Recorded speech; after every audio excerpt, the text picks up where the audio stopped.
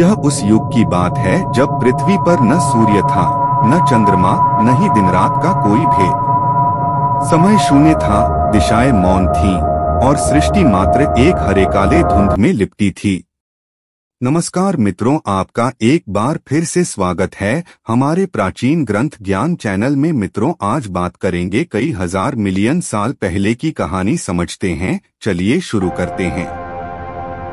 उस धुंध के केंद्र में स्थित थी एक गुफा जो अनादिकालीन रहस्य का प्रवेश द्वार थी। उस गुफा में कोई देहधारी नहीं, केवल एक कंपन था जिसे प्राचीनतम ऋषि आतिमा कहते थे। यह कंपन कोई ऊर्जा नहीं, कोई देवी नहीं, बल्कि स्वयं चेतना का आदिपिंड था। लाखों वर्षों तक यह कंपन मौन रहा, पर फिर एक क्षण ऐसा आया जब वह कंपन कांप उठा। इस कंपन से जन्मी एक भयानक ध्वनि मां, और उस ध्वनि से सृष्टि की पहली इच्छा प्रकट हुई, अस्तित्व। उस इच्छा से जन्मी एक छाया जिसका कोई नाम नहीं, केवल संकेत था। उस छाया ने गुफा के भीतर से बाहर की ओर देखा और धुंध के पार एक ज्योति को पुकारा। वह ज्योति जो कहीं नहीं थी, फिर भी सब कुछ थी, उसे मूल शक्ति कहते हैं। मूल शक्ति का प्रथम रूप था एक स्त्री जो आंखें नहीं खोलती थी। उसकी सांसों से वायु बनी, उसकी पलकों से काल और उसके आंसू से जल। परंतु जल गिरा नहीं, वह टपका और हवा में स्थिर हो गया। उस स्थिर जल बिंदु में समय का पहला प्रतिबिंब उभरा, जिसे विनाश कहते हैं।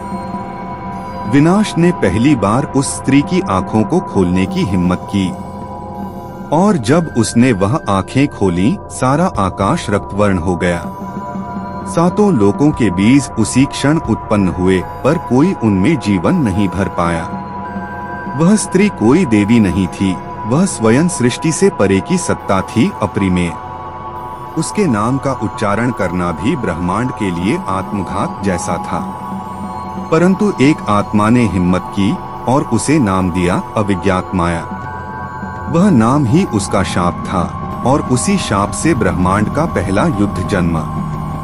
यह युद्ध नहीं था दो सेनाओं का, यह युद्ध था समय और इच्छा शक्ति के बीच।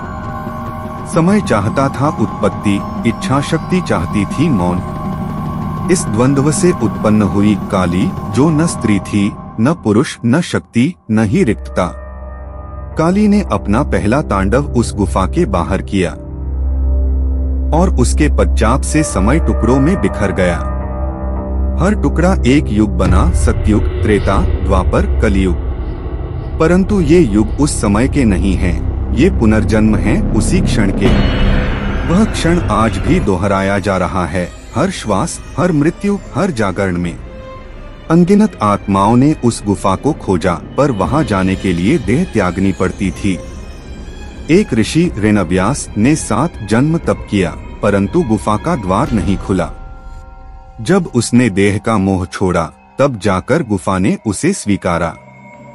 भीतर घुसते ही उसने देखा, स्वयं उसके पिछले जन्मों के कंकाल वहां बैठे थे, और हर कंकाल उस स्त्री को देख रहा था जो अब कालमाया बन चुकी थी। कालमाया ने कहा, तू कौन है जो मुझे देखने आया?